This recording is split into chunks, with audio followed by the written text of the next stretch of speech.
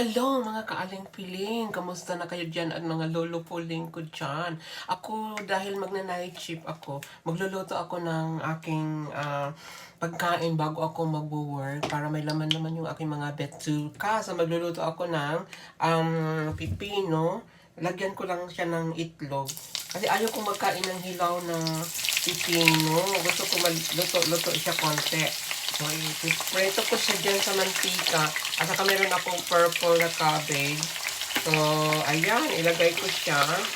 Imi-mix ko lang siya.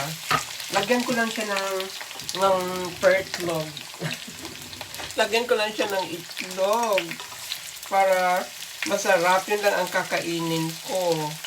Ayoko na magkain ng kung ano-ano. Kasi gusto ko, may laman yung tiyan ko bago magpasok. May laman yung aking mga betsuka. So, lagyan ko siya ng mga lamas-lamas. So, eto. Tingnan nyo. Konting asin. And, ilagay ko na yung itlog. Konting itlog lang. Huwag naman marami.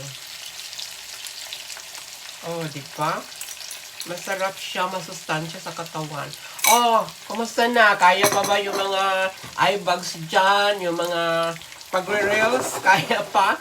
Be happy na lang tayo at mag-enjoy sa ating buhay. Maraming salamat at thank you very much.